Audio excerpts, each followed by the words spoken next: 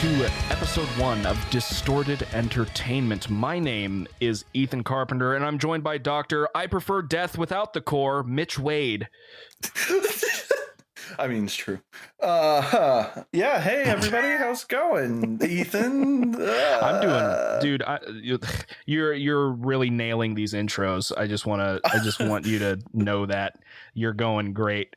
So, at the same time as this episode, or at least, I mean, whether or not we had a couple days beforehand or whatever, I recommend, if you have not listened to episode 0, you should probably go listen to episode 0. We talk a little bit more about Mitch and I's background in music and what our tastes are, and the overall concept of distorted entertainment.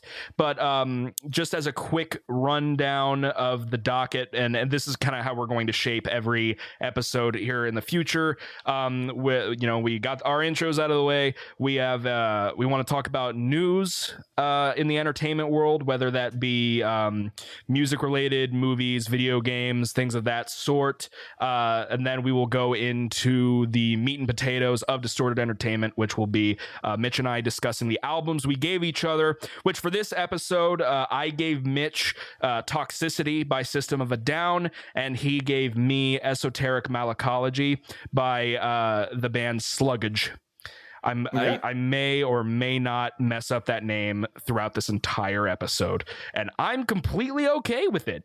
So and then after that, we'll go over what we've been doing and watching for the past week, and we'll give each other albums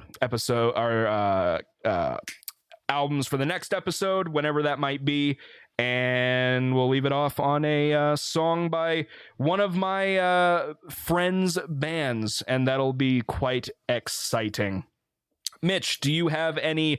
Well, first of all, before we go into like specific things that we brought up, I obviously would like to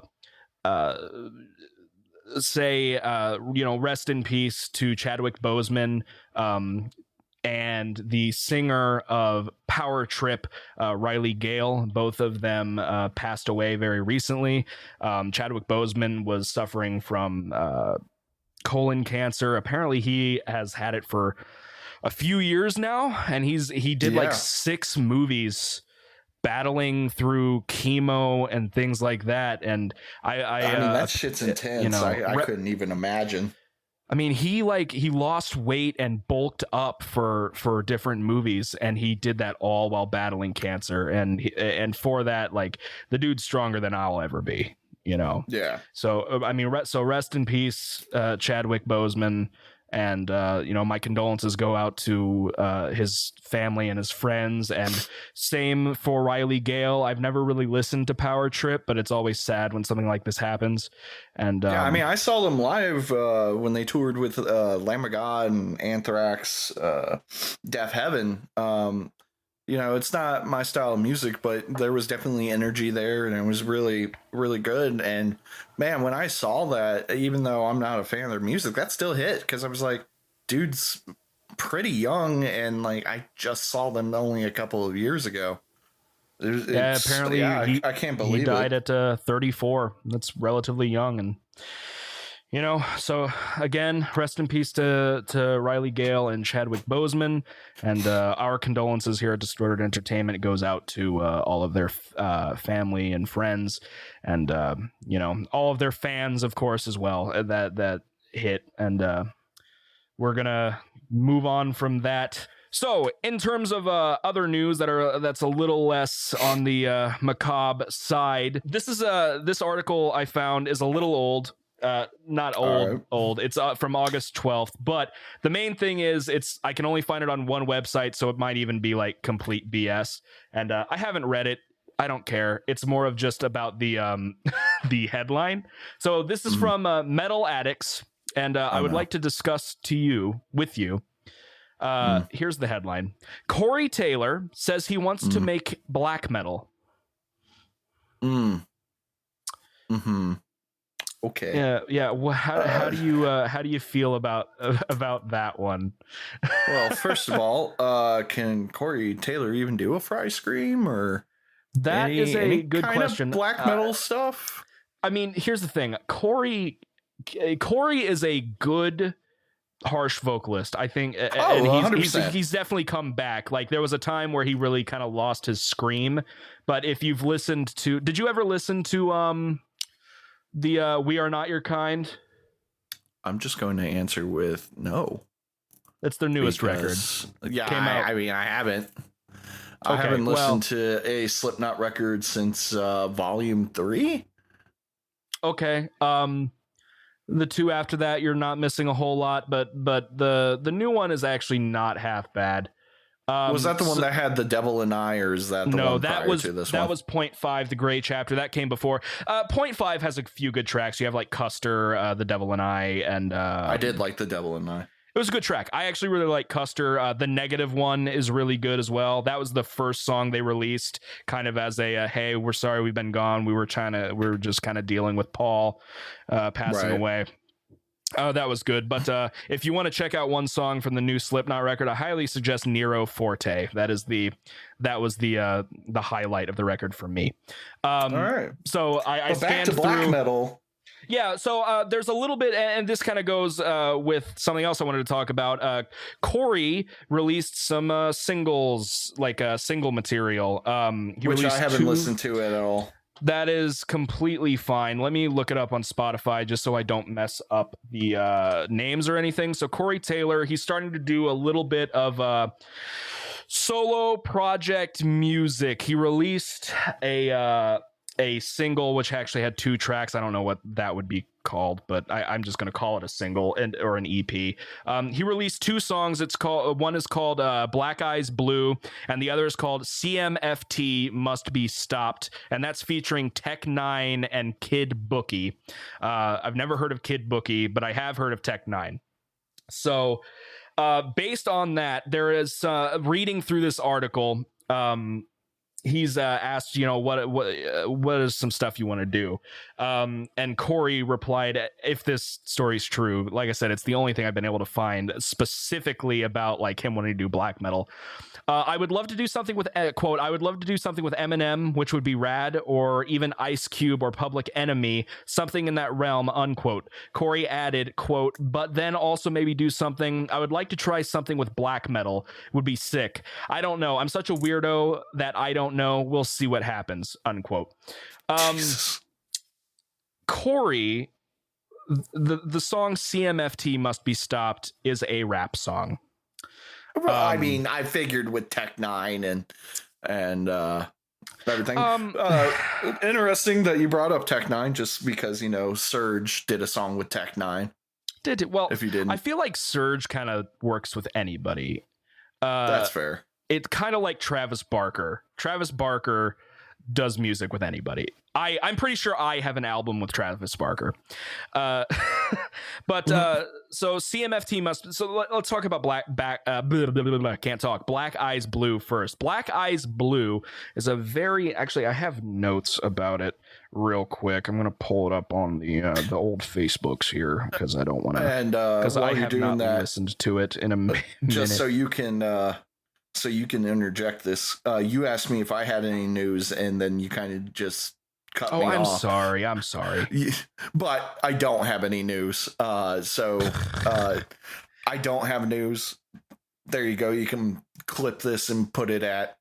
No, I'm not even gonna edit this. I'm gonna keep that just a clip just because it's funny.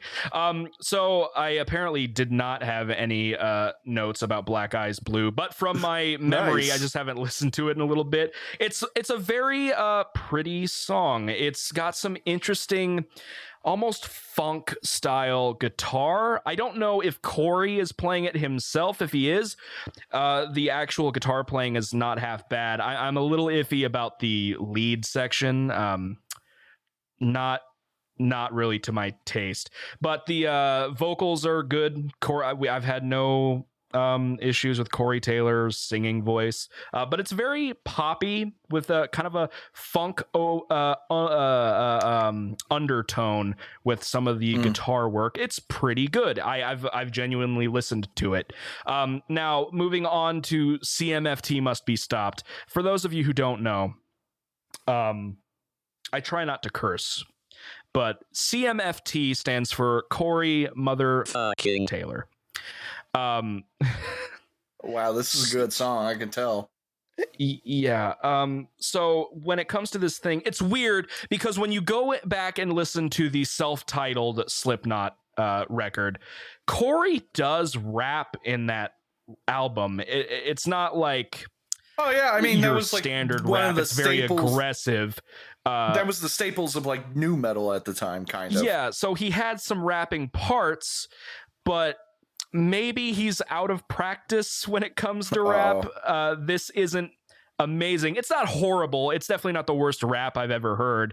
He has a decent flow and some interesting lyrical. Actually, let me pull up the lyrics because they're a doozy. CMFT must be stopped lyrics. I kind of want to hear this. If you want to listen to it real quick. Right now. Huh? Yeah, I might as well do it right now, right? Yeah, if you want to like give that a listen while I talk about it, it's cool. Or I can hold on. It's only 3 minutes. It's like a 3-minute song, 5 minutes. Now go for it. Cool. So CMFT, I will go ahead and just say that Corey Taylor is the weakest part of this album, or this song rather. He's easily outclassed by Tech Nine and Kid Bookie. I guess Kid Bookie does the first guest verse and Tech Nine does the second. But also, like, if you're gonna have a guest spot for your rap song, I don't necessarily think it's a bad thing if you're being outshined by the featuring artists. And I think that's probably a good call. They kind of holster up the rest of the track. The chorus is not anything to write home about.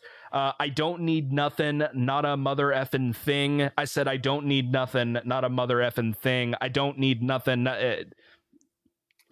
Repeat ad nauseum. Like I said, the lyrics aren't fantastic. They're okay. It's nearly not the I can't talk today. I apologize. It's not nearly the worst rap I have ever heard, but Black Eyes Blue is definitely better. I don't know why, but this is kind of reminding me of something that Hollywood Undead would do.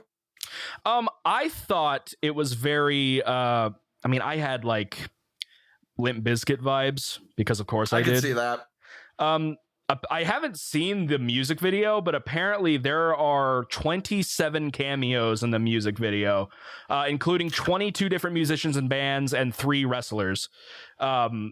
Musicians and bands that appear in the video are Baby Metal, which I can dig, Ben Bruce, Benji Webb, Caleb Shomo, Griffin Taylor, which is his son, John Five, which I believe is Rob Zombie's guitarist, Lejon Witherspoon, Lars Ulrich, interesting, Lizzie Hale, Marilyn Manson, Maximum the Hormone, Adam Darsky, Nikki Sixx, Otep Shamaya, Randy Blythe, Rob Halford, Ronnie Radke, gross, Scott Ian, Steel Panther, and Zilla Kami.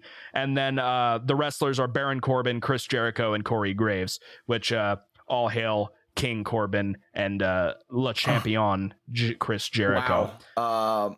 Did you? Yeah, okay, I'm seeing the cameos now. Oh, are you watching the video? I have not seen the video. Okay. So, I mean, what do you think about CMFT must be stopped? I just think it's okay at best. I mean, it's definitely not hitting the wow. I want to re-listen to this several times over. Oh, there's Marilyn Manson. Okay. All right. But Black Eyes Blue is pretty decent when it comes to Corey Taylor's. So he dropped those earlier.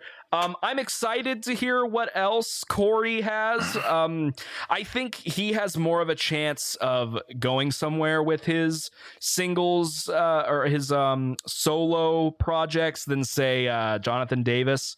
Apparently, Jonathan Davis's solo project is not very good at all. Which one's Jonathan? Korn. Oh, okay. Yeah. That is not to say that I dislike Jonathan Davis. I actually do enjoy his voice, and I have nothing against Korn. Surprisingly, Korn does really, really good covers. I really like Korn's covers. that's all I got on Corey Taylor. But some other, I think Mitch will like to discuss this one a little bit. Gojira has returned with a single called. I had it up here a second ago. I'm surprised you haven't interrupted with what it's called off the top of your head. You're right. I'm going to be honest. My mind fucking blanked. I know.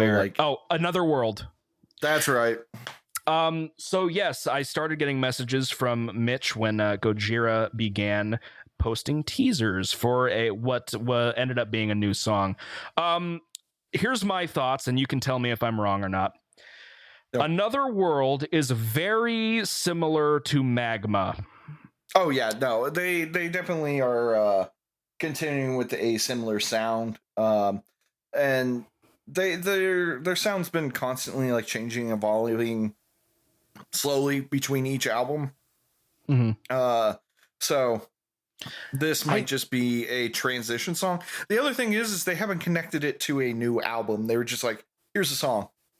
Yeah, I noticed that when I was looking at their I had it pulled up on Wikipedia. Why was I looking through Spotify? It's not. Yeah, you're right. It's not attached to an album at all. But which hurt my feelings. Yeah, obviously. I just thought it was okay. I'm really craving like heavy Gojira. And yeah. I don't know if that maybe they're kind of pulling an Opeth where they're wanting to do more like a bit of a softer style for a little bit, or just going in a different direction. But like for me, I started really getting into them because back when I was in Fleshbore, we started. I knew nothing about Gojira. I was like, Gojira, yeah, whatever. I like Godzilla, but. The drummer was really into them, and he's like, why don't we cover Heaviest Matter of the Universe? I listened to that song and I'm like, this is cool, but like whatever. I wasn't really into it until like I started listening to it more. I'm like, this song actually just slaps, and that whole record from Mars to Sirius just slaps. It's such a good record. Dude, it probably is my favorite guitar and bass tone, period. Like, it's so crushing, and I would love to hear them live? I have not. I really want to, but I haven't gotten to see them. So I heard they put on a great show. I've seen them. They're the band that I've seen the most live. And I even saw them at Red Rocks. For people that don't know, they recorded a live DVD out there along with Opeth also doing it. So I got to go see two of my favorite bands after I graduated from college, and I skipped graduation. Was Leprous attached to that too? No. It was Devin Townsend, Project, Opeth, and Gojira.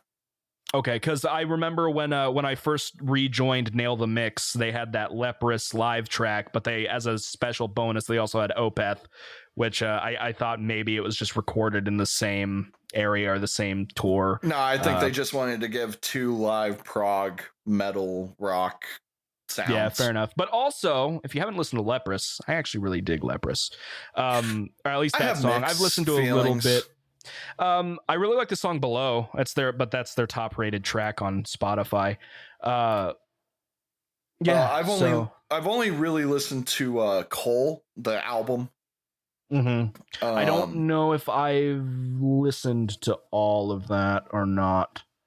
Yeah, so I personally enjoyed that Gojira track. I thought it was good. It didn't, like super excite me. I just like you, I kind of was like, oh, it's more Magma, and I'm like, that's not bad. I like Magma. But yeah, at the same I've time, I'm like, to most of Magma, and I'm just kind of like, yeah, it's all right. I dig it, but because I think this is why I wasn't super into Heaviest Matter when they first brought it up. Because when people were really talking up Gojira, the first song I listened to was Stranded, and I was like, oh yeah, this is cool, but it's so repetitive.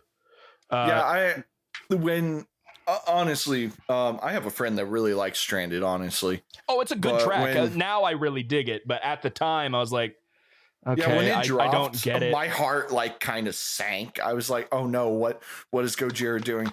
When you listen to the full album, it actually fits really well into like the album sound itself. Yeah.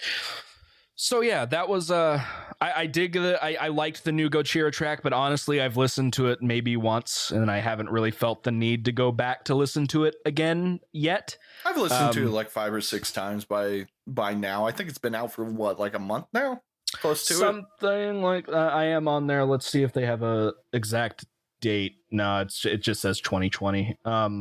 Okay.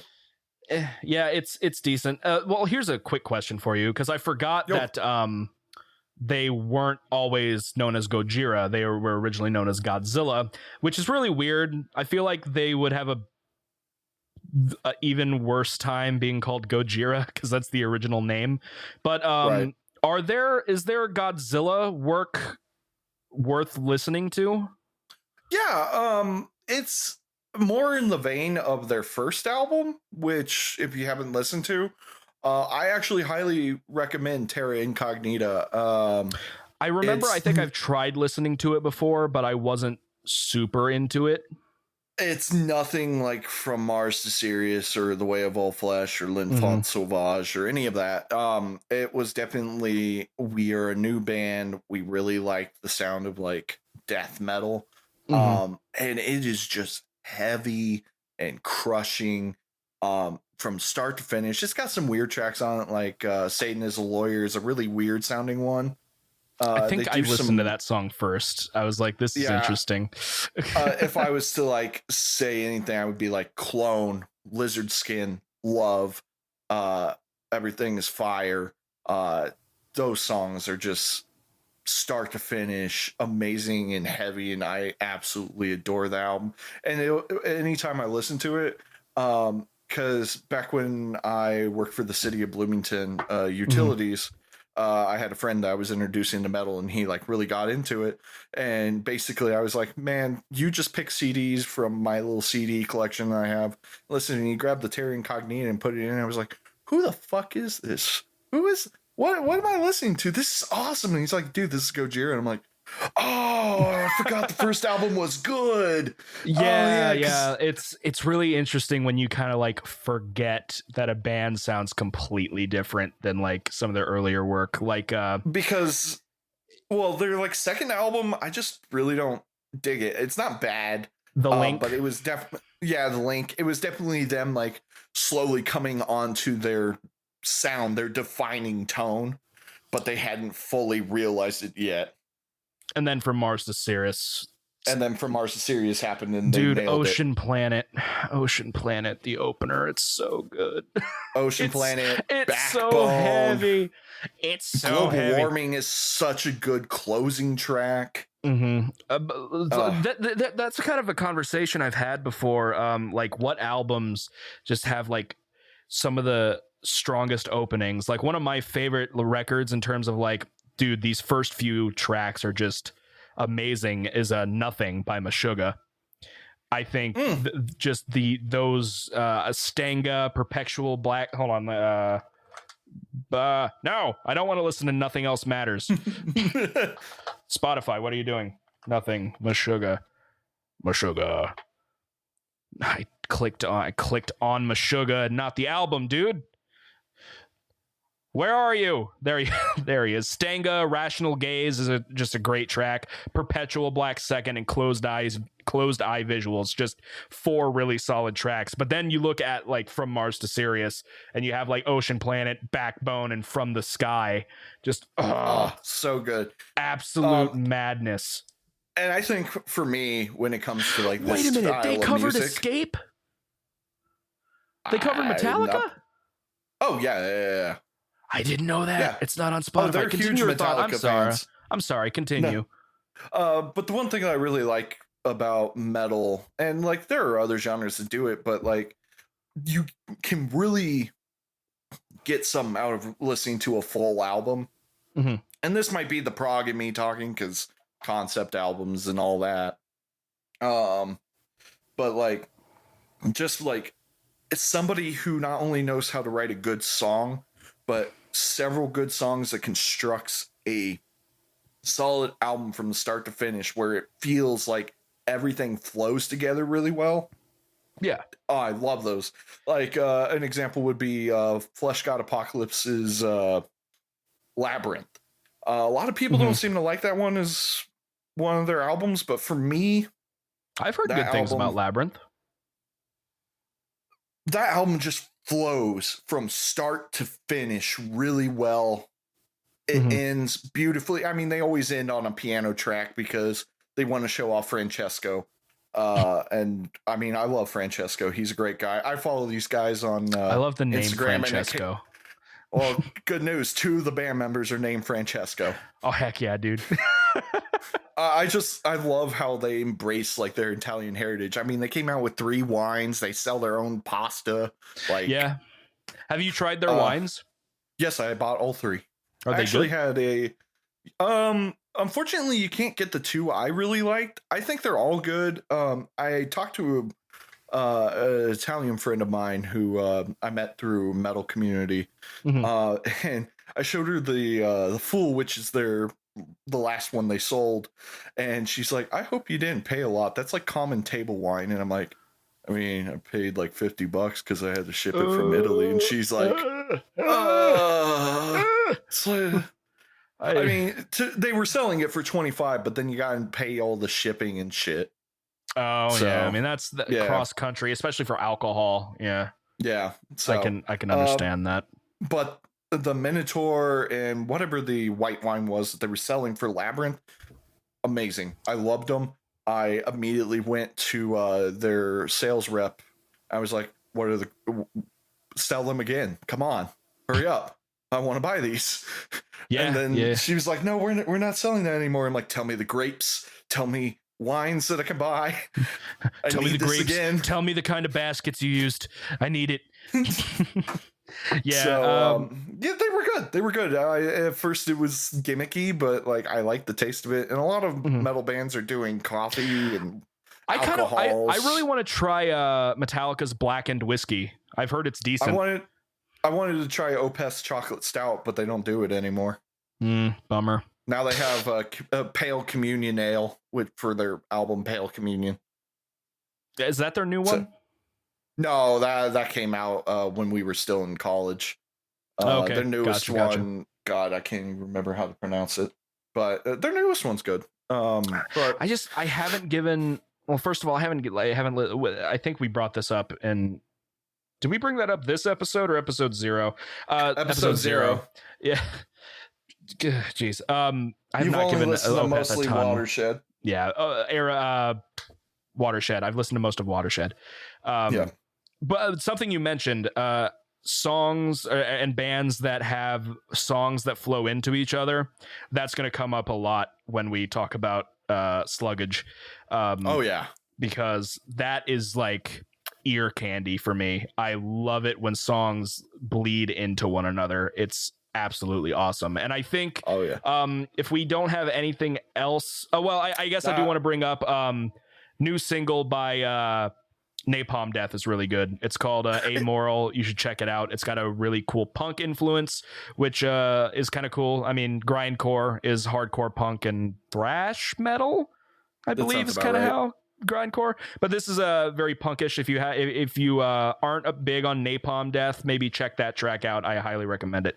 And I was digging it. I was listening to it right before just because Ethan brought it up, and I mean, I like the vocals, I like the guitar, sound pretty decent. Yeah, it's very groovy. Mr. Bungle is coming back. That's interesting. Some of my friends are super excited for them. I'm a big Mike Patton fan, so that's cool. I haven't listened to a ton of Mr. Bungle, but that is super exciting. And like I said, I'm just kind of going through like the new releases here on Spotify just to see if there's anything else worth bringing up in passing. I got one other just to bring up, which is Imperial Triumph. Came out with a new album not too long ago, and if you're not familiar with them, I have never heard of them. I personally cannot stand the vocals. Okay. Good start. That's just a really that's just a weird thing for me. Like, I don't know why I can't get past it. But they're avant-garde, so that just means we're going to do whatever the hell they want. And shit, I mean, they have a fucking barbershop quartet at one point. Okay. In one of the songs, and it's all right. They do a lot of like the avant-garde jazz. Dude, I love weird stuff. Maybe I should check it out. Yeah. Have you ever heard of the band Igor? Yeah, I'm familiar with Igor. I like Igor a lot. All right. Well, I think with that we should segue in. Yes, let's get into the meat and potatoes. I forgot in between recording 0 and 1, I was going to flip a coin or something to figure out who was going to go first. You want me to ask Google to flip a coin? Sure. Or maybe just a random chooser. Let's do a name chooser. Cool. Random name picker. Enter all names, each on a separate line. Mitch, Ethan. Pick random name. Crap. You going first? Yes, so I won. Okay. I mean, if you don't want to go first, I'm more than happy to do mine. Yeah, I mean, maybe I should follow you. Here's the thing. I should have typed out my thoughts instead of sending a bunch of voice messages to myself while driving. So I have to remember some stuff. I mean, if it helps, I'll go first. It's completely fine. All right, I'm just what were you winging gonna it. say? Yeah, I'm kind of winging it as well. Okay, so Mitch gave me a album by a English death metal band, Slugdge. I'm just calling them death metal, but looking on Wikipedia and the Metallum archives, they've been listed as like blackened death metal. I don't understand sludge metal, unless if it's just a joke classification because it's close to their name. No, sludge really, is like, isn't sludge very? I thought sludge was an offshoot of like doom. It kind of is. So it's like Mastodon's like first couple of records. God, I'm forgetting sludge metal because bands now. Listening to Esoteric Malacology, it is not very. I do not consider esoteric sludge at all. For me, when I think of them, I'm like, this is progressive black metal. Or not black metal. God, I'm progressive death. See, I was going to call progressive melodic death. Yeah, when listening to Esoteric, I was like, this is I would consider it melodic death metal. And I'm completely fine with that. So, Esoteric Malacology is the most recent record by English death metal band Slugdge, released in 2018. I believe for this album, they brought on board, let's look at the lineup here. No, for Metallum, it says it's still Matt Moss and Kev Pearson. Yep. Okay. So, but I mean, that could just be wrong. No, I kind of remember an article shortly after listening to that.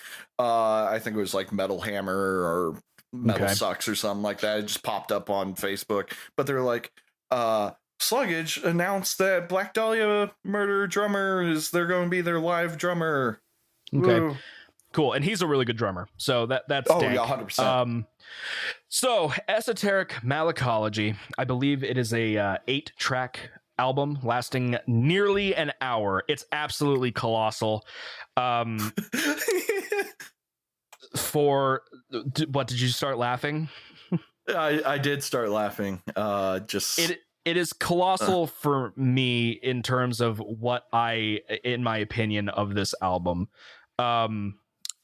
I don't have a lot of negative things to say, but I will say that I do think it runs a little long in the tooth at times. So out of the 8 tracks, there are 2 or 3 that I'm kind of indifferent about or don't like. We open up with War Squids, and this song puts me to sleep. I love that song. And it's not like it's. When I say puts me to sleep, I'm mainly just saying that it doesn't stick out to me. There are the most interesting things to me in this track are a couple of the vocal hooks, particularly in the first verse, the line "Master, born of the plasma." I really like the way that line is delivered. The vocalist is fantastic. So I'm kind of doing some broad strokes here before I get into like meat and potatoes. I love the vocals. I think the vocalist is really cool. I really like the clean singing as well for the most part, especially when it's delivered in more traditionally in terms of actually just singing. Example, in War Squids, there's a lot of kind of what I was describing as cultish chanting singing in between the verses and choruses. I'm not huge into how that was done. It's not horrible, but it just didn't strike me. I know it's there more for like texture and atmosphere, but it was like kind of whatever to me. So War Squids kind of just puts me off. I wasn't huge into it. It's not horrible. It's not a bad opener per se, but I have every time I've listened to this album about 4 times now, specifically for this thing, which says something. If I didn't like the record, I would not have listened to it more than once.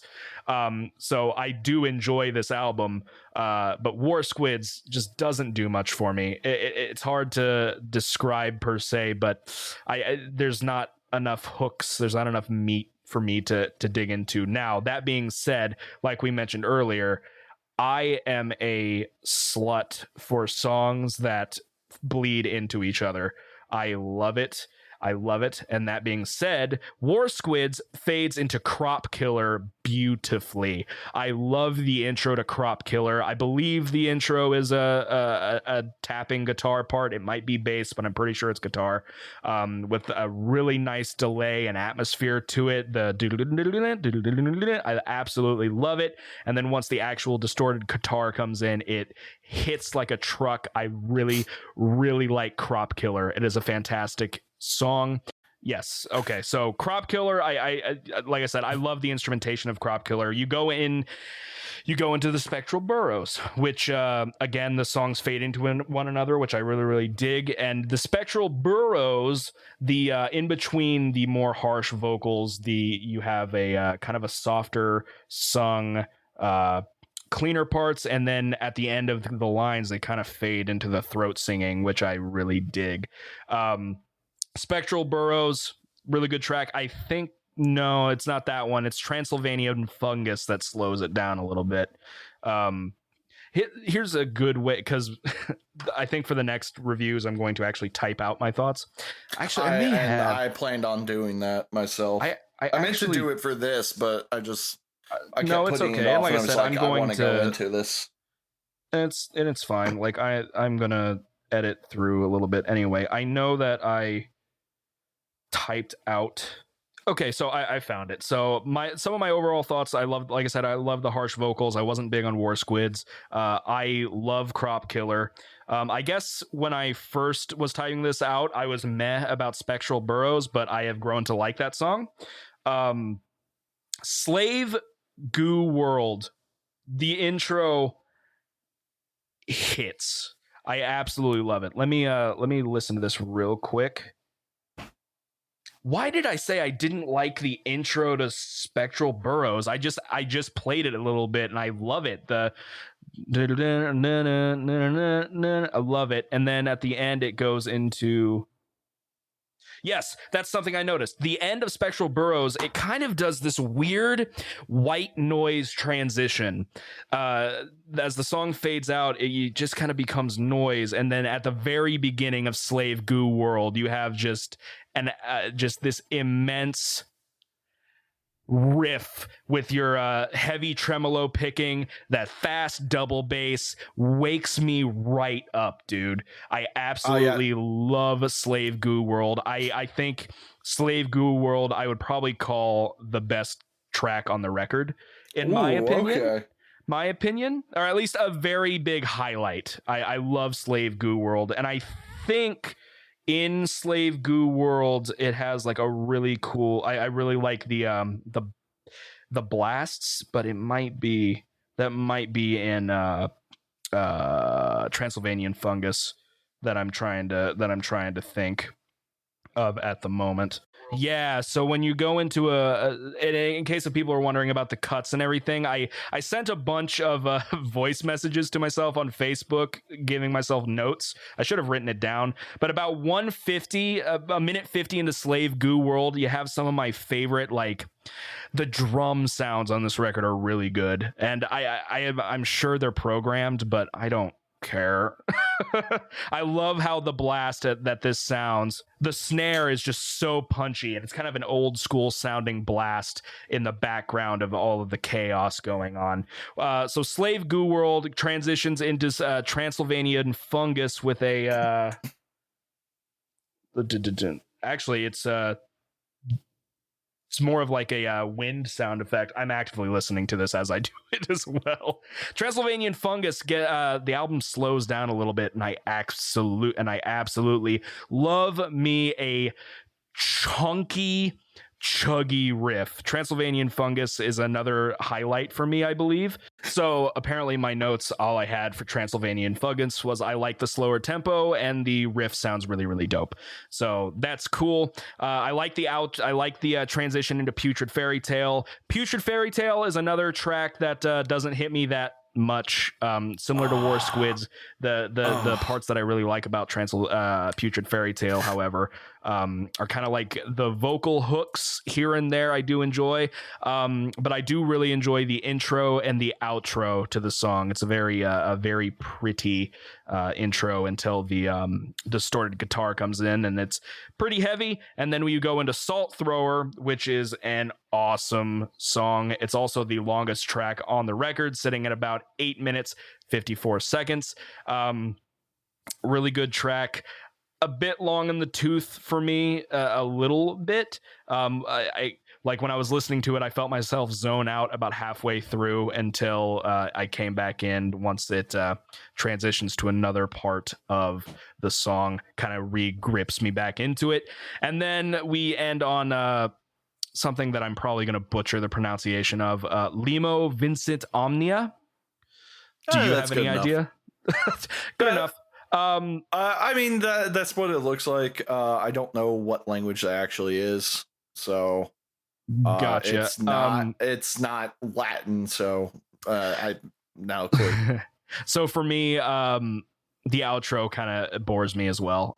I like most of this record. In fact, I really enjoy a lot of this record. The only tracks that I find kind of bore me were War Squids, Putrid Fairy Tale, and then the last track, which I'm not going to try to pronounce again. But I think you have songs like Crop Killer, Spectral Burrows, Slave Goo World, Transylvanian Fungus. After you get through War Squids, you have like 4 really solid songs back to back to back, and then you have the absolutely lost my train of thought. Then you have Salt Thrower, which is another good song, but the other 3 just kind of throws me for a loop. I wasn't huge into those, but by no means does it make the record bad.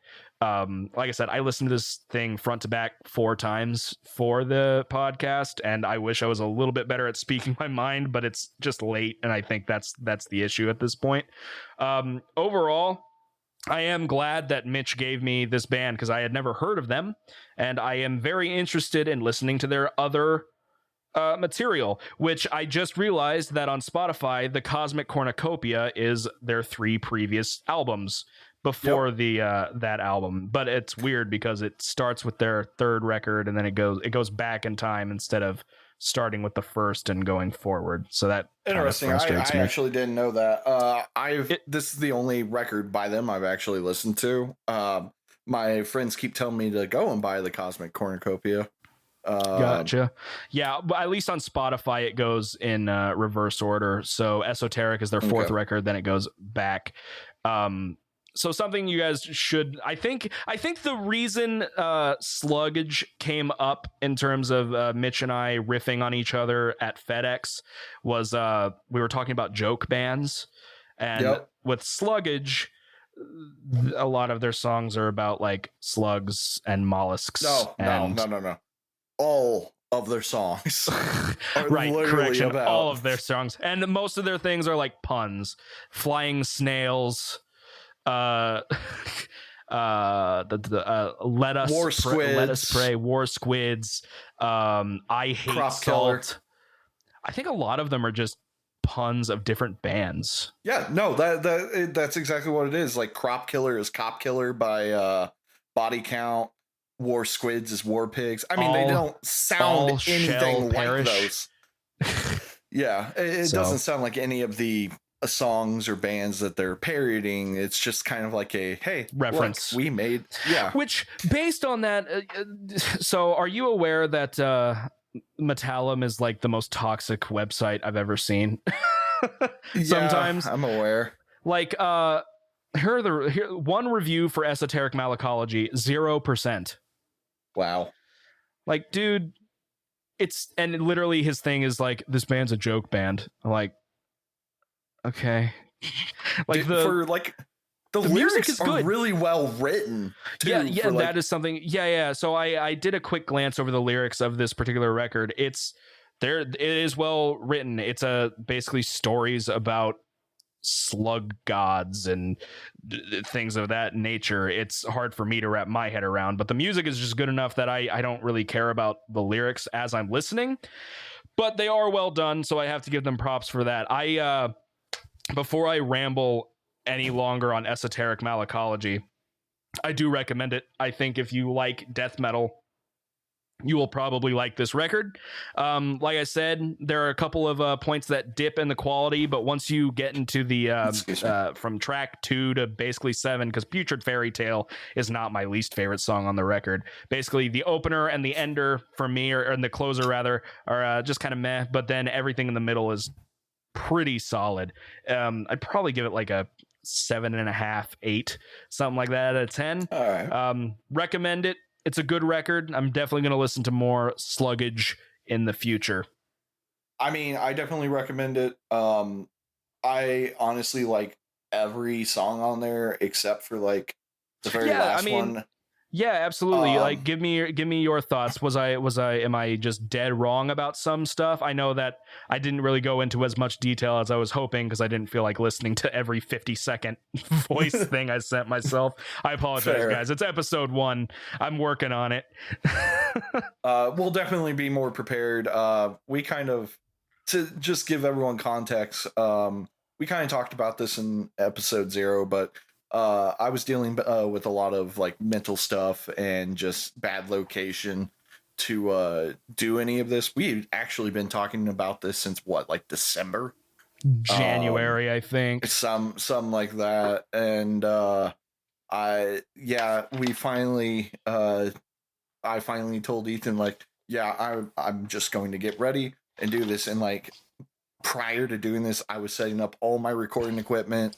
Like I finally put up my monitors and got my music setup done like 5 minutes prior to actually recording this. So this is more ad lib. Like we still did the research, we still listened, but we're definitely going to have a bit more structure. Like I said, I listened to Esoteric 4 times. Yeah. So thank you for that record. I appreciate it. I always need new music to listen to, which is the whole idea. So Mitch, what is your opinion? Oh yeah, your thoughts on the record. Yeah. I personally really liked it. I thought it was a good placeholder in mellow death. Like it definitely gives you that Black Dahlia Murder at the Gates kind of sound, especially in like Putrid Fairy Tale. Mm-hmm. Like all that. I was listening to that while you were kind of talking about how you didn't like it, and like I get it, but at the same time it's definitely like that solid classic Slaughter of the Soul kind of just mellow death sound. It's very polished as well. I don't know if comparing it to Black Dahlia is the best. I feel like in terms of song structure, as much as I like Black Dahlia, I think these are much more grand scale songs than there's kind of with that. Black Dahlia, they kind of have their niche. I don't want to say that they're as repetitive as say Slayer, but they definitely, when you hear a Black Dahlia song, it's like, oh yeah, that's Black Dahlia. So I think Slugdge has a bit more of a grander scale. I definitely agree with you on everything. I'm not 100% in agreement with you on the first track. I personally really enjoyed it. But like the clean parts to crud. The Spectral Burrows, there we go. Mm-hmm. Those clean parts, I mean, immediately I'm getting like in terms of vocals Gojira vibes. Like Yeah. that's that I heard it, I was like, wow, is Joe on this record?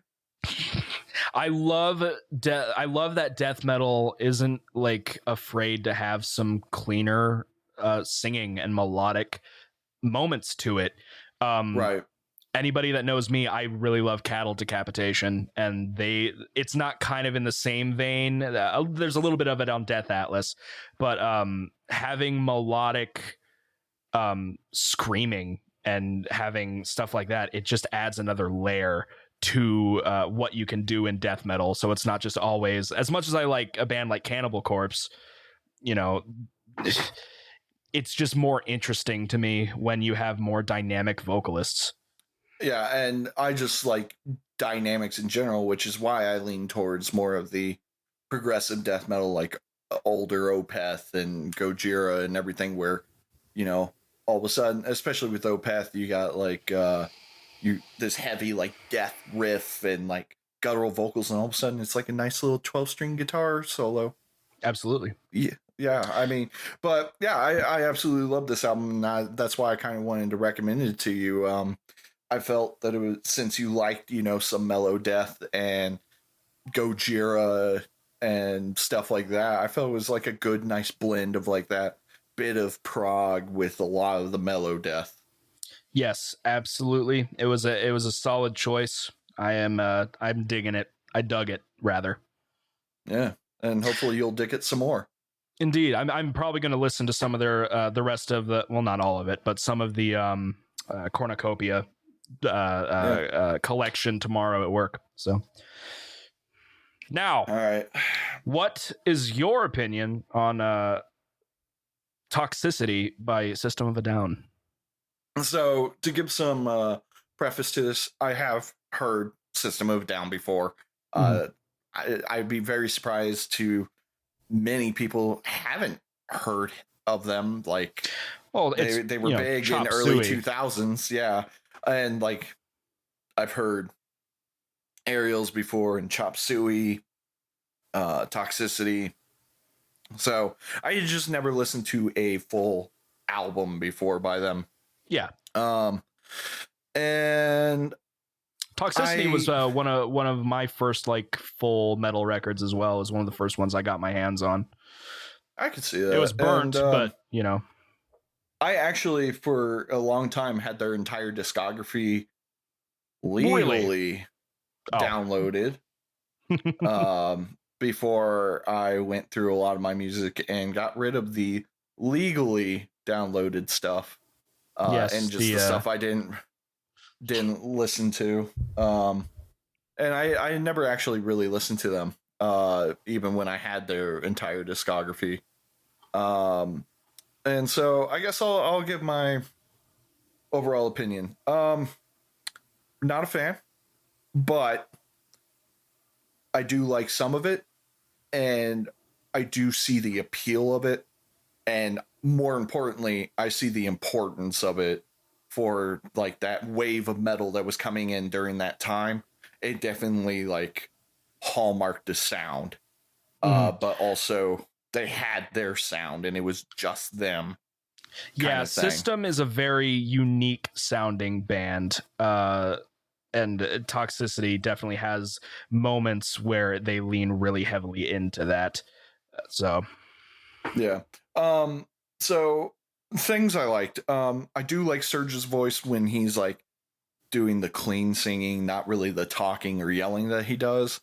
So like things like Aerials and Toxicity and like Chop Suey. I mean, I love those tracks. I really do.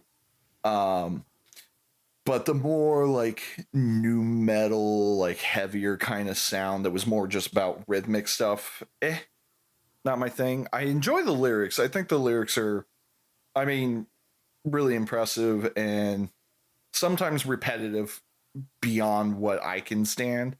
but I can agree they're with that. trying to hammer in a message. I will say, we chose an interesting time period to give me this record just because of Deer Dance and what's going on in the U.S. currently. To be fair, we chose these albums in January. I think I listened to Deer Dance and I was like, well, here's the thing. I don't, and I'm sure maybe for the future we don't necessarily have to do a track by track like I tried to do, but like I love Prison Song. Even not even going into the lyrics, I think as an opener, I think it's super heavy, especially for 2001. Oh, it's very heavy. It's very heavy. I just it's. I feel like if even if like a hardcore band did a cover of that or something like that, it would sound awesome. I mean, it sounds awesome in and of itself. They sounds great live too. So yeah, and so it's like I said, I'm not a fan of that like yelling that they do or the guitar player, his like weird little screamy things. Not like not like actual like growling screaming, but just like high pitch kind of yelling. Yeah, like in Prison Song with the I can't in Hollywood. So I can't stand that. His voice he got a lot better as they went along. Like if you listen to Lonely Day by them, Lonely Day is great. It's mainly him singing. So like right. So like he can sing. It's just like it was 2001. Yeah.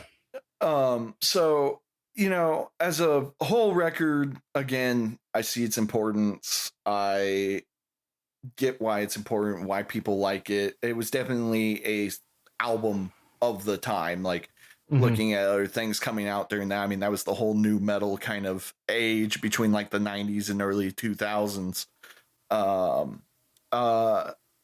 think it's solid. I have respect for it. It's just not my sound. Like I can objectively say like I understand when something is good and I just don't like it versus like, no, this is written bad and here's why. This is not something that's written bad. It's just not a sound that I particularly enjoy. When you say that, is it's like something where if it came on, you wouldn't necessarily skip it, but you couldn't sit down and like listen to the whole record. Like let's say like if Bounce came on. Oh my God. I love Bounce. Bounce is so stupid. I love it. I mean, the thing is like most of these songs aren't even that long. Like Ariel's is only clocking in. Ariel's is only clocking in at 6 minutes. Like chump change, man. I mean, Bounce, it's 154. Yeah, it's one of those things that my brain would turn off before I was like, oh wait, I should change. Yeah. But like depends. It would depend on the song, but like, I mean, if Deer Dance came on or Needles or, I mean, like I was listening to this before we were recording and like, even though I'm not like a huge fan of like Jet Pilot, I was like, oh no, this isn't terrible. Yeah.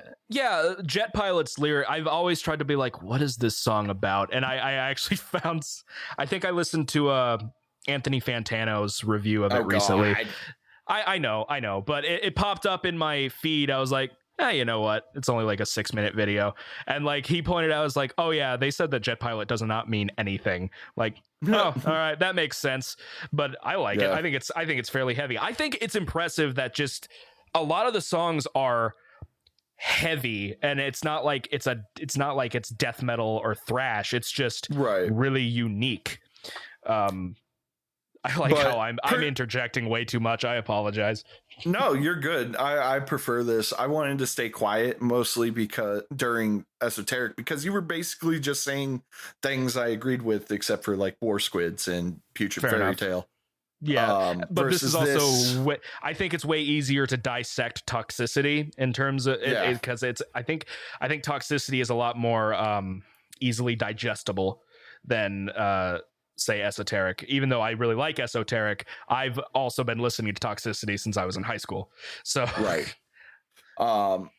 and so honestly, if I got a System of a Down record that consisted more of a sound of like Deer Dance, Chop Suey, Toxicity, Aerials, like that just kind of sound where it's very dynamic throughout the song, where in switching between that heavy and that clean, and like even if the song is heavy most of the time, I think I would just like it more because I really like Surge's clean voice. I really do. Have you ever listened to his solo work? I have not. I had been meaning to. I saw it pop up and I was like, oh, I want to check this out because I like his voice. Yeah, fair enough. I was just curious. You can continue. But yeah, I mean, I would definitely, as like a history piece, recommend this. If you're like wanting to see like what was going on in 2000, 2001 kind of era. This is solid, along with like Disturbed and Limp Bizkit. Like, you're not saying that they're good bands by any means, though. I don't think they're terrible. But I would argue that System is actually like a good band. I would too. I would also argue they're unique to the rest of the new metal kind of rising. Like, they definitely have like an alternative feel to it. And they just have their signature sound. And part of that is due to Surge and his voice, because he's bringing in that kind of Armenian sound that, he's very proud of his Armenian heritage. And you can hear that in the music too. The music, not even just the vocals, the music has a very, I don't want to say foreign, but what's a better word? It has a non-Western. Yeah, it has its own feel. It sounds like they are taking influence from other parts of the world, especially from like where they're from. So yeah. So I would recommend it. I would give it like a 6. Like, I definitely personally felt listening to it that sometimes it was a chore for me to listen to. Just because it would be things like, oh wow, I really like that track, and I'm like, okay, I've heard this same like 5 words repeated 5 times. Can we? There is a lot of repetition, especially in songs like X and Shimmy, and things along that. I like Bounce. Bounce is so stupid. I also like so. What would you say are your favorite tracks, or maybe songs that you're like, absolutely, I just can't do this? Favorite tracks, I mean, Needles, Deer Dance. I strangely don't like Needles that much. It's okay. I think it just starts losing me once it gets to the pull the tape warm out of your hey. I don't know. I think I just start getting I start tuning out the further it goes in, and I'm not quite sure why. Because it's good, but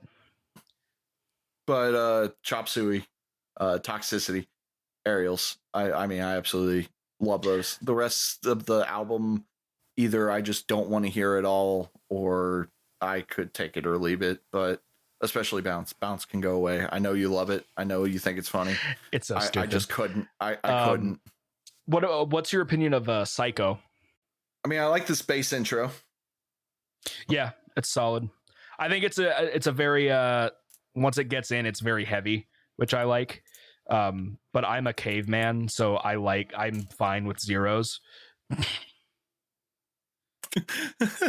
don't like zeros if they're arrhythmic or polyrhythms. Yeah. I mean, yeah, this is just reminding me of some of their other stuff. It's not that it's not heavy or anything. It certainly is. I mean, not to the extent that like Cannibal Corpse is heavy or something like that. But yeah, I mean, there are different kinds of heavy. You know, heavy, yeah. Some people find hardcore punk heavy. I don't necessarily find hardcore punk heavy. You know, that it all comes. Some people find Black Sabbath heavy. You know, I don't know. But yes, it's heavy, but it's still got that like, I'm just going to keep driving a fucking nail into your head until you like this kind of vibe. Yeah, I mean it's kind of how I feel about like Iowa by Slipknot. The whole record is kind of like that. It's hard for me to sit down and listen to the whole thing at once just because it's constantly hitting you over the head. But but I mean, Continue. I'm sorry. Yeah, I pretty much said what all I need to. As I was telling Ethan, like I did listen to this several times over, probably like 4 or 5 times, but that was between January and like 5 hours ago. Yeah. And I think I've listened to the Opeth discography more times in that same amount of time. Have you? Which I'm currently going through again. Does listening to Toxicity make you want to look at any of their other albums, like as a whole, instead of just track by tracks? I mean, I wouldn't be against it. It would definitely be some that I would rather not do on my own and like have like a friend with me, and we might be like playing Magic the Gathering or something in the like it's a more background kind of sound. Like even when you're not really interested in like analyzing it, you're more like you just want to vibe. But at the same time, like when I do, just vibe with stuff in the background, occasionally if there's something that like hooks me, I'll be like, oh, well, hello there. Like, I was listening to, I was over at my friend's house, and normally we're playing a board game or Magic the Gathering or something like that because we're losers. And I told him to play the new Abigail Williams album, which, I mean, I've listened to an ungodly amount of times because I absolutely love them. I love Ken Sorceron's writing. I also just love that name, even if it is a stage name. In terms of a new wave of black metal, I absolutely love them. Right. They have a very unique sound. But that aside, we're not talking about them.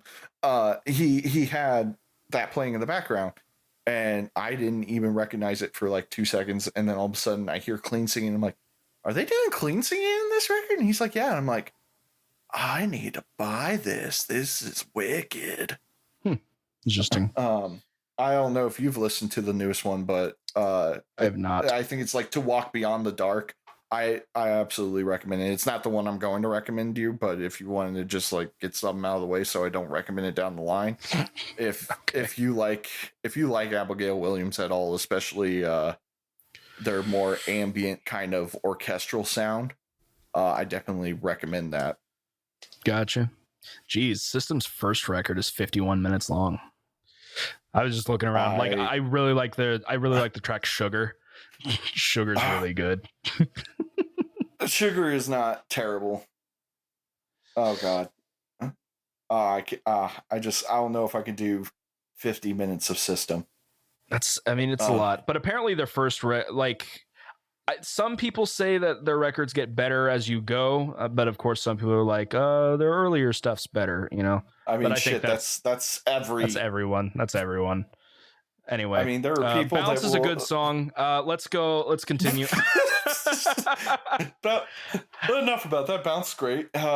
No, I like Bounce, but I also like Prison Song a lot. It's very topical. I think they could like. I think System could like put out Prison Song 2020 edition, and I would probably jam it still with updated lyrics. The prison system is quadrupled. Jesus Christ. I mean, to be fair, like they'll just be like, we didn't mean to predict your song. So yeah, I mean, Esoteric Malacology and Toxicity. Yeah. I think we actually both rated very similarly. 6 for Toxicity, about a 7 for Malacology.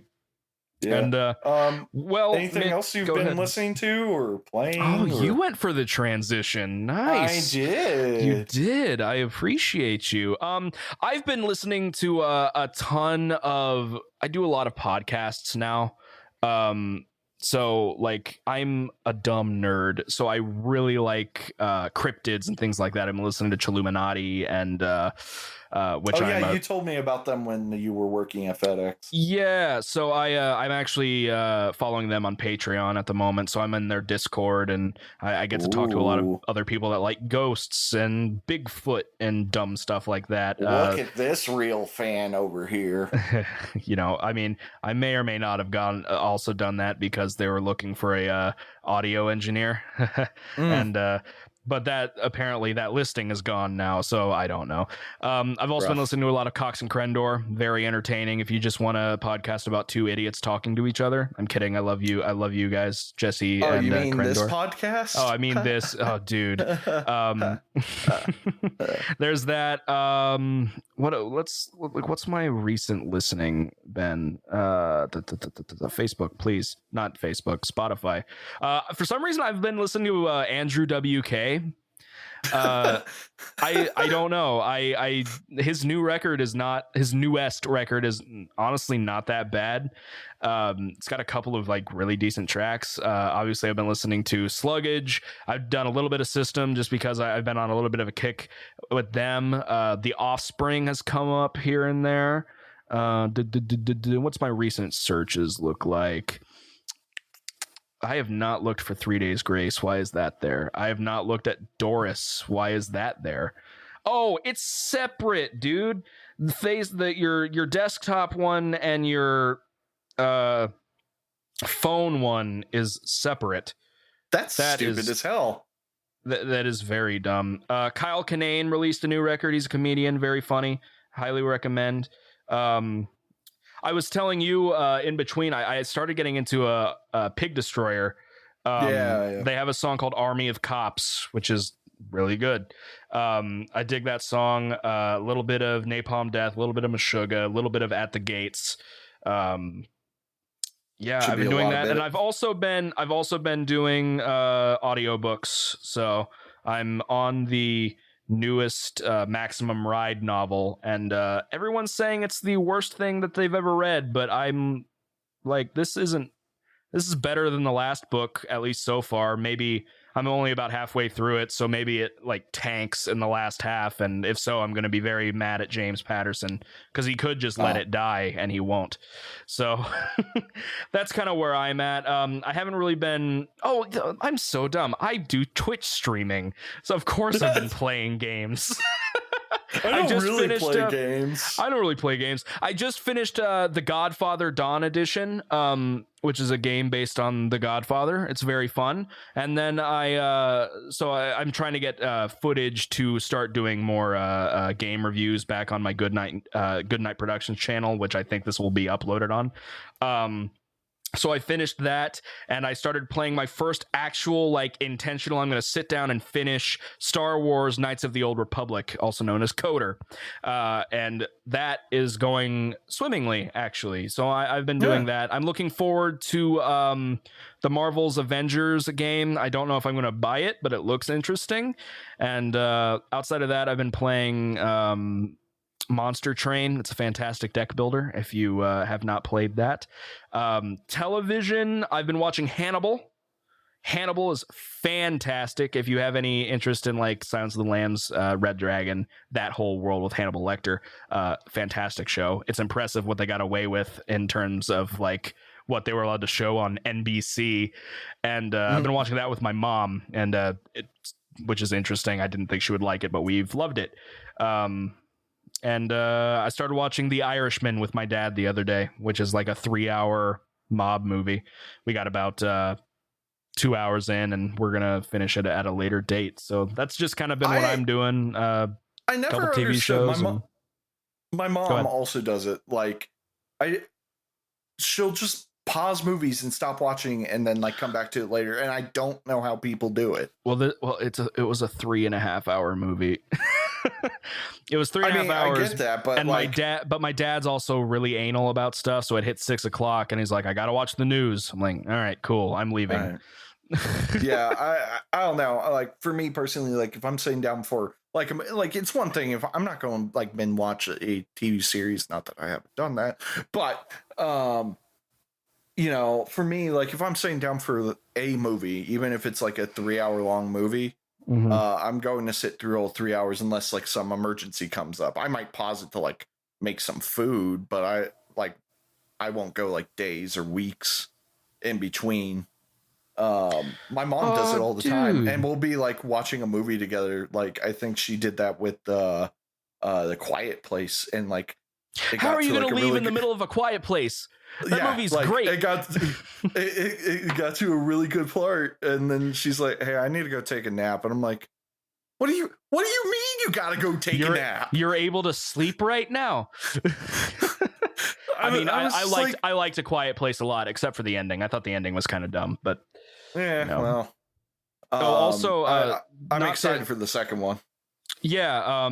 So quick interjection with like some news. I don't think you'll care, but if anybody's listening that's a fan of WWE, I guess the announcer for NXT, one of the commentators rather, Mauro Ranallo, left, and that's a bummer because he was the only one that I actually liked. But he's a really good commentator, but he's not just WWE. He's done UFC, he's done basketball games, boxing, and everything. He's a very good he's a very good commentator, and that's a bummer. He has a history of mental health problems, and he left one of the WWE shows because one of the other commentators is a douche and was like giving him hell all the time. And so he left SmackDown and went to NXT. So if he left due to mental health reasons, my thoughts and sympathies go out to Mauro Ranallo. And if not, I hope you find something cool to do afterwards. So what have you been listening to? What have you been up to, my dude? Let's continue. So aside from trying to, I guess you'll find this somewhat interesting. Aside from me trying to move up in FedEx, because I don't know why, money. I'm trying to be a ramp agent or a team leader on Nightside because Nightside gets a $3 shift premium. Yes, I've heard about that. It almost makes you want to try to come back. Only until January. Yeah, but you would have to work nights, man. I can't see you doing that. I mean, yeah, it's fair, probably. Yeah. But, yeah, I mean, I could be making like $25, $26 an hour if I get a ramp agent position. Plus, that would be sick nasty. Yeah, I mean, that's more, and it's full time. Like, that's more money than I've ever made in my life. And I could finally finish building my liquid cooling PC that is only a third of the way done. Yeah. So, aside from that, and working, I've moved to a new house, as I mentioned in episode 0, and I really like it. It's nice and spacious, 2 stories, not that much more expensive than the apartment that my roommates and I were renting. We got our own yard, our neighbors are cool, and I don't have to hear children and other people screaming at all hours of the night and cars park in front of my house. Like, that's not a thing, and it's just nice. I actually can sleep with my windows open, and all I hear is like crickets and frogs chirping, and I'm like, oh, this is pleasant and lovely. Yeah, snifty. Other than that, like, I play Apex Legends on the computer quite often. What a nerd. Yeah, I'm sorry. I really like Respawn. They made Titanfall 2 and 1, and they are both really good games, despite what other people may or may not say. So yeah, I'll play Apex Legends. I haven't done it in a couple of days, but that's because Comcast or my modem were crapping out. It's stable now. That's why we're able to do this podcast. Oh, have you played Fall Guys? No, but I've seen a lot of people dying. It's so fun. I love Fall Guys. I forgot to mention. I've thought about it, but I don't know if I want to spend the money on it. Yeah, I mean, it's $20. My one of the other guys on WASD Gamecom bought it for me, so it's very fun. Nice. Now, in terms of what I've been listening to, I've gotten excited. I already pre-ordered the new Oceans of Slumber record, the Ocean Collective. There's a lot of Ocean in my collection, apparently. So those are coming out. I also paid for the Black Crown Initiate. My last show was with them. Yeah, I remember that. That wasn't a good time for you. Yeah, that show sucked. It was a good show. It was a good show. It sucked for me. That show sucked. Yeah, it sucked for you, but that was due to band problems and not because the music was bad. Yeah. Well, the music was great. Yeah. Warforged was great. Did you go to that show? Yeah, that's where me and you were hanging out. Were we? Yeah, I came over and you were sitting on the ground. I was like, dude, what's up? And you're like, oh, I'm not. Oh, yeah. I remember that. I was definitely sitting on the ground because the table they gave us was really short. Yeah, it was. It was like a ground table. But yeah, I went to that because I wanted to see Black Crown Initiate, and I had no clue that you were even playing. And then the next week I went and saw Rivers of Nile. Yeah, I still need to finish that record. Oh my god, how have you not? It's such a good, well-written it is. record. I liked it. I liked it a lot. But like, if I'm not super focused on something, I will be listening to it, and then it's like, I need to switch to something else now, and I don't know why my brain's like that. Anyway, continue. I'm sorry. See, for me, yeah, no, you're good. For me, I just listen to albums from beginning to end, unless there's like a song I'm really itching to hear. Mm-hmm. But in terms of what I've listened to / watch, for those of you who don't know, Septic Flesh, back in like 2018, 2019, played their first ever live show with a full symphony and choir. And if you don't know Septic Flesh, they're a Greek band that records with the Prague Symphony Orchestra and Choir. And it's amazing. And one of the guitar players has like a master's in classical theory and music composition. Mm-hmm. And so it's different from Flesh God because there's less focus on the guitars and more focus on the symphony. Like the guitars and drums are still there, but they're not like technical or like astounding sounding. They're definitely complementary instruments to the rest of the soundscape. Mm-hmm. So they actually released the DVD, and I went ahead and bought it, even though I couldn't go to that concert because it was in Mexico, and I did not have the money or the desire to travel to Mexico. I almost did it because I have a friend who lives in Mexico who I would have loved to have seen her and also just gone to that show and hung out with her. But I've never really had a desire to just go down to Mexico. It's not my kind of climate. I'm more into like wintry areas like Germany, Norway, Sweden. Yeah, the sun sucks. Yeah. And yeah, I've never been interested in going there, even though now that I've been out in desert climates, when I went out to Red Rocks, I did a bunch of tours out in Utah and Arizona in the national parks. I didn't mind it. I wouldn't mind doing that more often, but anyways, so I bought the DVD and I watched it. I really enjoyed it. I wish for some reason I couldn't get a good quality on my gaming computer with it, and I don't know if that was just DVD quality issues or, to be honest, probably, which is unfortunate. Even though like on YouTube it looked fantastic, but it could also be the fact that I was using a USB DVD thing. I don't know. Sound wise, it sounded great. It was just visuals. It was a little fuzzy due to resolution, I guess. Fantastic. Definitely worth watching or seeing, especially if you like that band. But yeah, I mean, I absolutely loved it. You could tell the band and the orchestra were like really into it. It was hilarious to like see some of these guys in like tuxedos, like standing up and like giving the fucking devil horns or like screaming and yelling and waving their bows. And I'm like, oh, I'd do a show in a suit. I'd be dead, but I'd do one. But it was hilarious because they like to utilize a children's choir for several of their songs. One of the most famous ones is the Vampire of Nazareth, which I mean, yeah, it's like the ending song is like we offer the sun. And it's like, okay, this is an interesting song to make a whole bunch of children sing, little children sing, especially in Mexico, quite a Christian country. Yeah, interesting. Yeah.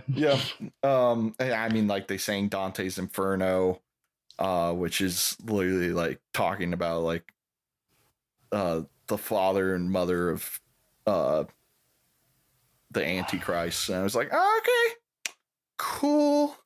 Or no, that it's one of the songs off that. I could be wrong, but right. Yeah, it was just it was solid. I really enjoyed it. I got all like teary-eyed during like my favorite songs, which are just really pretty and have like one part that I'm just like, oh, that's so lovely.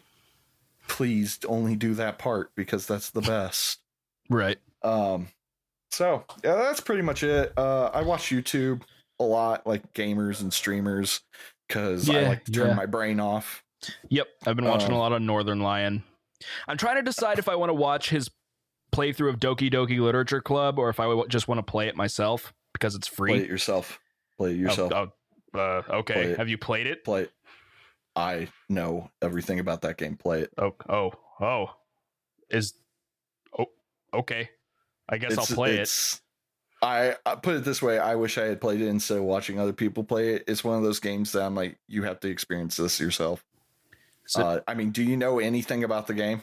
I know it turns out to be really creepy or something like that. I mean, on Steam, literally one of the tags, the tags is psychological horror. Yes, I know that it's supposed to be like a weird dating sim, but then it turns into like a horror game. I just don't know anything about it.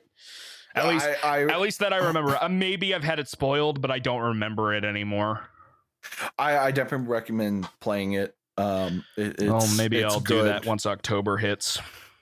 And like you said, it's free. I mean, there's no. It's not long either. It's probably like 3 hours. Yeah, if that. Yeah, his series is only 9 episodes. He just uploaded the finale today. And then there. To be like specific to games that I wish I had watched somebody play, Subnautica was another one that I really wish I had just forced myself to experience. Speaking of Northern Lion, I watched most of his for that. It's a really pretty game. It is. It's very pretty. If I ever get a VR headset, that would be a fun one to play. It's horrifying. Don't do it.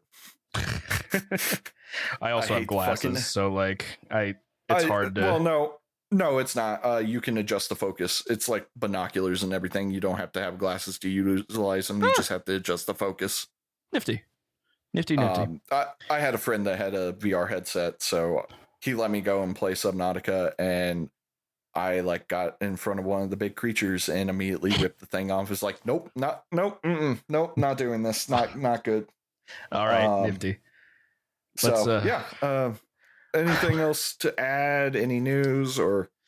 Nope. I think that's gonna do it. Anyway, I think it's time to give each other our picks for next week. So I will go first if you don't care. Go. I'm going to give you. Have you ever listened to a band called Primitive Man? No, I don't even know if I've heard of them. So Primitive Man is so for Metallum, they are classified as sludge / doom metal, noise. They are a very chaotic band. Lyrical themes of hatred and misanthropy. I know I've never listened to them, but once you said sludge doom, I was like, oh, wait a minute. I may have mentioned them to you before. I think you've mentioned them, or I told you about their album called Scorn. That's it. Yeah, but I'm not giving you Scorn. They just released a brand new album. I listened to it a couple weeks ago. I really enjoy it. I'm going to give you the album Immersion by Primitive Man. All right. I'll check it out, and we'll see what I think. For you, I am going to go to the Middle East and make you listen to an Israeli band that I really enjoy. I actually, if you're familiar with the YouTube reaction channel Galactic Criminal, nope. I actually recommended him one of their songs, and he really enjoyed it. I'm not going to give you that album, though. I'm going to give you Winterhorde. That's one word. The album is Underwatermoon, also one word. Underwatermoon. Winterhorde, Underwatermoon. Okay. And just to give the viewers an idea of what that might sound like, they are symphonic, progressive black and death metal, to say the least. There's like 10 members in the band. Okay. Interesting. And, are they on Spotify by chance? They might be. They are. If they're not, nifty. Okay, cool. If they weren't, then it's the album Underwatermoon. Okay, cool. Yep. Yeah. Let me send that to myself on Facebook. One of the things I always like showing people, unfortunately, you won't have this exposure unless you decide to go yourself. They have a song called Worms of Soul, and it is one of the only songs that I have ever listened to that utilizes a theremin. Ooh, theremins are interesting. If you want to check out that, it's not on that album. It's on their album Maestro. Septic Flesh has also utilized the theremin before. Nifty. Okay. So, but cool. This is one of my favorite bands. I randomly discovered them in high school and like totally lost track of them for years. And then I kept bothering me because I really liked the album art for Underwatermoon. And I finally, after like it looks like an Ailstorm album. Shut the fuck up. I think I just ruined that for you. Yep. But yeah, after years of like searching for it, I finally found it again. And it so happened that they were getting ready to release a new album shortly after I found it. Sweet, they only have 3 albums. But yep, I'm looking at them right now. They definitely take their time. Yeah. They all have lives outside of music, unfortunately. Fair enough. Like the bass player is like a surgeon. Oh, yeah. Well, I mean, that's probably a good reason. Yeah. So, anyways, I think that we'll end it. Yep, we're aiming for bi-weekly. Whenever this goes up, I might aim for maybe Monday mornings. But we'll see. It depends on how quick I get this edited. So we're looking for a bi-weekly. Next episode, we're going to be going over Underwatermoon by Winterhorde and Immersion by Primitive Man. And the song we're going to end with today is actually they are friends of mine. They are an indie pop band from here in Indianapolis called 4Story. 4Story are really, really good. I love them a lot. I wish them nothing but the best future in every which way. All of their songs are awesome, but we're going to play my favorite, which is the song Daylight. And yeah, that's going to be exciting. And we will see you guys in a couple of weeks. My name is Ethan Carpenter. I'm joined by Mitchell Wade. This has been Distorted Entertainment. Thank you so much for your time, and we will see you later. Have a good one, guys. Bye. I think I missed you in the daylight. Hit the streets on Honey, marking where we left sentimental things. I thought about how things have changed. I wonder how you're feeling. If we ever held the good things, we broke each other with no intention. Innocence learned a brand new lesson. We broke each other with no intention, but here we are. The day is ending.